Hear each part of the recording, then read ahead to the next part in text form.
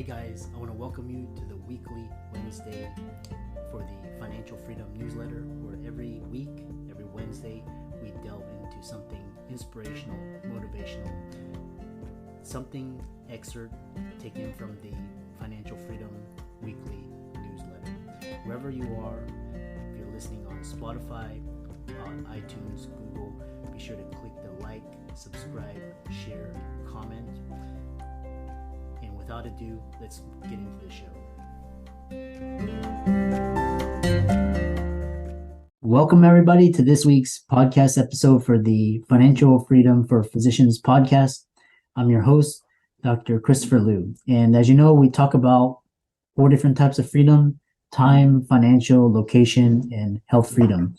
And I'm always looking for guests that are doing cutting edge things, mindset, business, entrepreneurs, investors. And so today we have actually Karla Robertson, and she describes herself as the executive's mental agility coach. And this is going to be really interesting because we'll talk about mental agility. We'll talk about different mindsets. And so I'll let Karla introduce herself and we'll go from there. So Karla, welcome.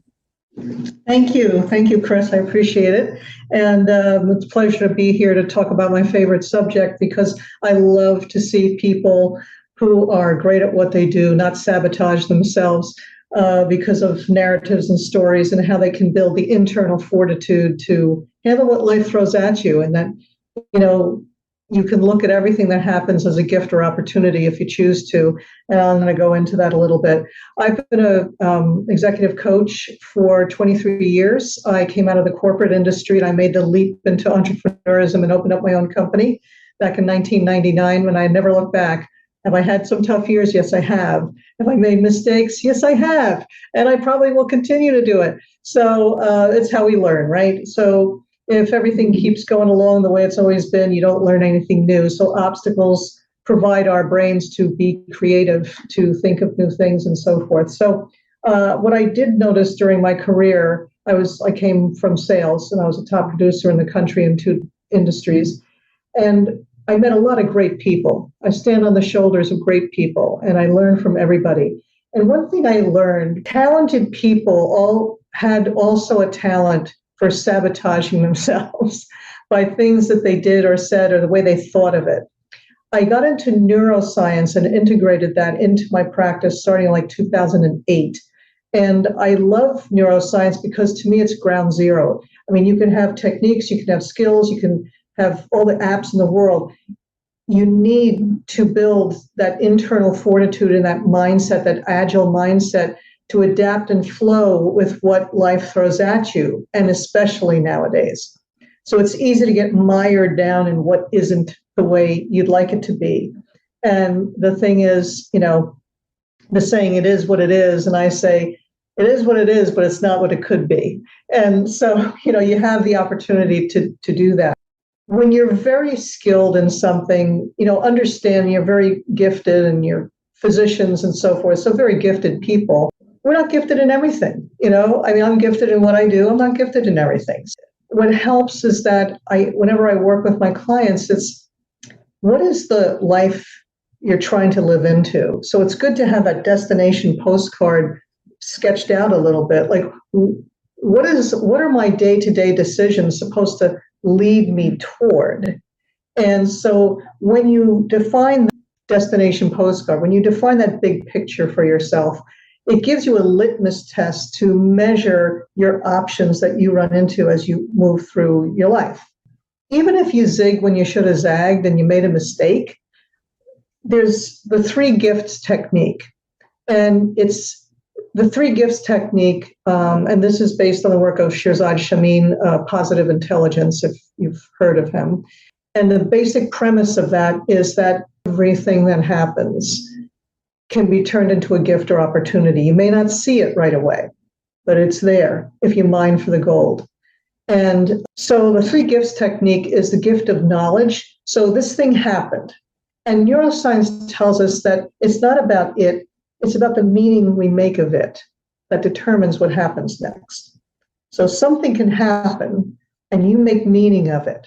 Oh, And you may turn on yourself, you may turn on others, you may turn on the situation, or some combination of all those. So one of the gifts is the gift of knowledge. Since this happened, what can I learn from it that I can apply going forward? Or it's the gift of power. Since this happened, what kind of power does this give me to strengthen me and strengthen my muscle to dive into where I got to go, or to redirect, or to pivot, or whatever the case may be? And then the third gift is inspiration. And that is, had this thing not happened, I wouldn't be inspired to do this other thing. So we can find an inspiration to shift gears, or serve in a different way, or serve ourselves, or whatever the case may be. So you want to think about, after initial impact, because we're humans, look, bad things happen, we're going to have initial impact. That's who we are. The key is rebound, your resilience. Can you bounce all balls bounce to the floor, but if you have enough air in there, you have that internal fortitude, you will bounce up high. Building the work that I do with people, executives and their teams, and private clients who hire me, they want to build that internal fortitude so that they can adapt to what's coming and learn and take this and bounce back. Okay, so it's that recovery time. How quick do we recover? World-class athletes know this. Okay, make a mistake, get set for the next point. Don't labor over it. Live, learn, and move on. Okay, so did you want to say anything at this point, or do you want me to continue? Oh, this is great. I really like this idea of mental agility. And I know one of your big ideas, which is you talk about the need to become a better surfer, which is interesting to me when I read that. What do you mean by that? We can't control the wind and the waves, but we can become better surfers. Look, life's going to toss you around. The winds are going to come out of the north, they're going to come out of the south. You're not going to see it coming sometimes, right? We all go through that. So we can't control that. And rather than worry about what you don't control, focus on what you do. When you find yourself in the storm, adjust your feathers. That's what eagles do. When they sense a storm coming, their feathers actually adjust so they can use the power of the storm to loft above it and to find a place of safety, or actually power them to where they got to go. So becoming a better surfer is learning how to ride that wave, keep your stability, see a clear shot to the horizon. And if you wipe out, you've built that internal fortitude to get up on a board and catch the next wave. We are all going to wipe out, okay, to some degree. And so we have to develop an internal practice of having empathy for ourselves, empathy for others. And empathy is the one thing that I find most executives actually need to work on, empathy for self. And very high achieving types as well. They don't cut themselves any slack, right? And it doesn't mean that you absolve yourself of the responsibility of being better. It means that, okay, what can I learn from that? Let me give myself a little bit of a break here. And what am I learning from this thing? A lot of people say, yeah, but if you have empathy, that means you're letting everybody off the hook. You're letting yourself off the hook, blah, blah, blah.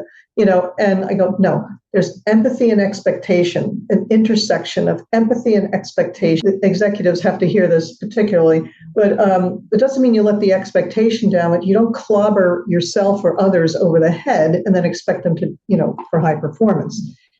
Science has shown that it's not a good recipe. When you are thinking about living into that aspiration, what have you learned so far? What works for you? You got to know yourself. What meaning do I tend to make of things? Do I have saboteurs or sabotaging narratives in my head? Oh, that's not going to work. What's the matter? The judge is the harshest saboteur, judges us harshly. And then it has 9 accomplice saboteurs. This is the work of Shehzad Shamin again. Sometimes we have a victim voice. Nothing I can do about it. This is just the way it is. I'm powerless. There's nothing I can do. Yeah, that might work for you, but it doesn't work for me. That's the voice of the victim saboteur. Controller is like, I got to control everything. If I don't control everything, it's not going to get done. So I got to do everything because it's not going to get done. And then the pleaser. pleaser gets to, connect with people. They get affection by doing for others, saying yes to everything to the detriment of themselves. They flatter, they serve, they do, they say yes, and then they get resentful. That's when you know you've gone too far. There's nothing wrong with pleasing people, nothing wrong with that. It's when you do it to the exclusion of yourself, and then you miss out, and so forth. So building this internal fortitude to become a better surfer is about catching yourself before you spiral. And there are practices to do that. And some of the practices, what I would call, or which Shirzad Shamim would call mini meditations. And these are sensory, they're always sensory visualizations where your fingertips, or you pay attention to sound or a smell or something. It only takes like maybe 30 to 60 seconds. And what it does is it gets your brain to go from the saboteur circuitry that goes to your base brainstem and limbic system and the survival mode into the empathy circuitry, and the part of your brain that generates creativity, possibilities, etc. Believe it or not, you do this practice enough, get yourself out this aspect of clobbering yourself on the head and judging and, oh, you did bad and you're stupid and this and that. What's the matter with you? The hyperachiever starts to tell you, if you're not achieving, you're not worth anything.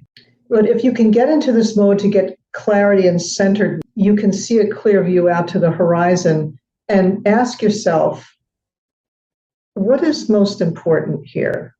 You navigate out to your wiser elder self and you say, in this situation, what is most important here? What do I have to let go of or stop worrying about? Because worry takes you around in circles and deposits you where you left off, where you started. Fear, which, humans operate out of two emotions only when you peel it all back, fear and love. That's it. And I don't mean romantic love. I mean, a pure love. What happens is that fear is a good consultant, but a very poor leader. And so fear is given to us for a reason. It's good. All it's saying is pay attention to this, and then let your sages, that sage mentality and that wise self, go through that. I mean, think about, are sabotaging voices good for us? Yeah. The same amount of time as it takes for you to if you have your hand on a stove, how long do you have to leave that hand there before you know you have to pull it off? Probably a nanosecond, right? Or a second. That's the same thing. Your emotions, people have a weird relationship with emotions and think, particularly very logical people, they think they just have to live in that part of their brain. And the thing is, we have a whole brain, and it was given to us for a reason. So make friends with the emotional part of your brain, because they're like UPS messengers. They're trying to deliver a message to you. And just like UPS or Amazon, you can open it up, say, yeah, that's what I need. That's what I ordered. Or, nah, I don't need that. You can send it back. Okay, so remember that emotions are your friends. They're telling you how you feel about what you've learned rationally. Make no mistake, 80 to 90% of our decision making comes from our emotional brain. And we use our logical side of our brain to create justifications, rational justifications for what we want to do emotionally. So you need to be aware of that. What do you think, Chris, so far? It's quite interesting, especially with this idea of, excuses, irrational. These are all things, for example, if you eat the wrong foods or, don't get enough sleep or don't get enough exercise, and procrastination as well. That's why you see a lot of people at the beginning of the year, all of the gyms are packed, for the first week or two. After that, it's just, empty, it becomes empty. So, for sure. Yeah. Yeah. And go ahead. Which is, I know you mentioned initial simple practices. What are some other practices that listeners can begin to practice, and what can derail them? remember that life comes at us very quickly. And I think you have to, again, it really helps to have a plan. And then you work that plan, you know, not to say you can't change that plan, but you can think about things, you can talk about things, you can read about things. You must take action. Micro actions together will get you to where you want to go. And, you know, this is a financial freedom, right? So when you think about, I mean, nothing's more, you know, nerve-wracking than, you know, your finances, right? And very challenging. And so you can gather all the data that you need. And remember that you're going to feel something about that emotionally. Great book to read on this very thing is a book by Jonah Lehrer called How We Decide. It's a fascinating book on how humans make decision making and how our brains can trick us, depending on what we're talking about. And financial is one of them. So, you know, you want to surround yourself with bright people like Chris, and you want to sit down and really, like I said before, get that picture that what's the life you are trying to live into. And I don't mean just financially. I mean, what do you want to be doing? What's most valuable to you? What is most important about every decision you make financially or otherwise? And you get very quiet and you picture this wiser elder self of yours, and you go out and you talk with them and you have an opportunity to ask a question. I mean, this may seem a little odd, but let me tell you, executives do this, and it really is helpful, right? They get clarity fairly quickly about what's most important here and what's their next step, because then you have to activate. What can derail you? Because you can do all this work beforehand, you get very excited, and you're about to activate, and guess what happens? Guess who comes to visit you? The judge, the master saboteur, and all the accomplice saboteurs that are highest for you, because there's about 9 of them, and there's a free assessment that you can take that can tell you what saboteurs are most active for you right now, and how much of your time you spend in saboteur versus sage mode, generally speaking, every day. It's important to think about when you're moving from this preparation, you've explored, you've innovated, you've thought about, how else can I see this? You know, what else are possibilities? And now you're ready to go. And those old voices come back. Oh, really? You really want to do this? You think you're really going to be successful doing this? Come on. You saw what happened last time. Stick with us, because your saboteurs are going to fight for you. They've been with you a long time.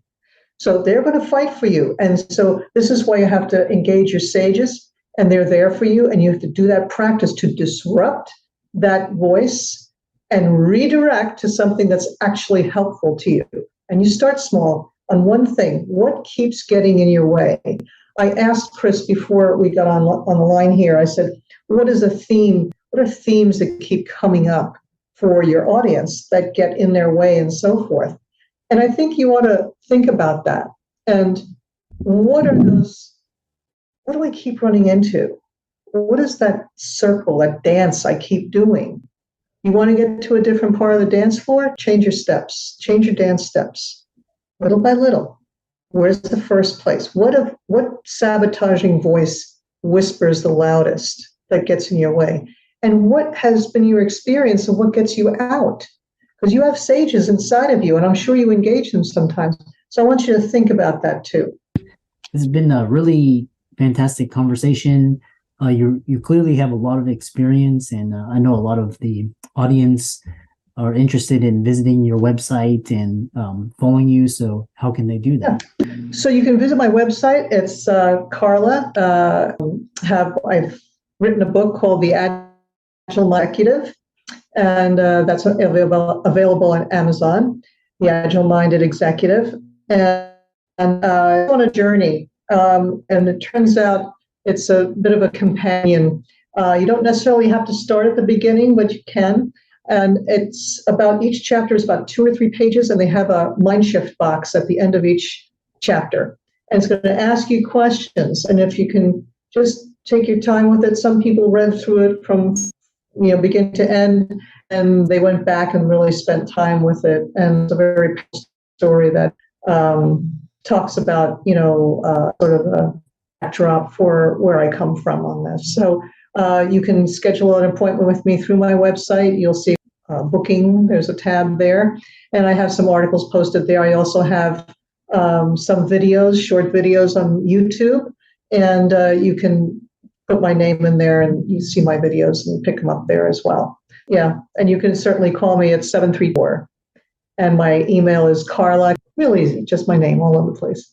For all the listeners out there, Karla's links and resources will be in the show notes. You're frozen. Thanks so much, and we look forward to hearing from you again. You're frozen.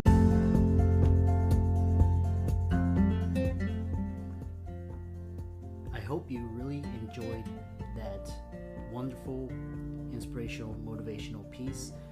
Again, wherever you are listening, if you liked it, be sure to like, comment, share, subscribe. We're on everywhere: Spotify, iTunes, Google, Amazon, Audible. And without much ado, be sure to thank this show's sponsors, and we'll see you next week.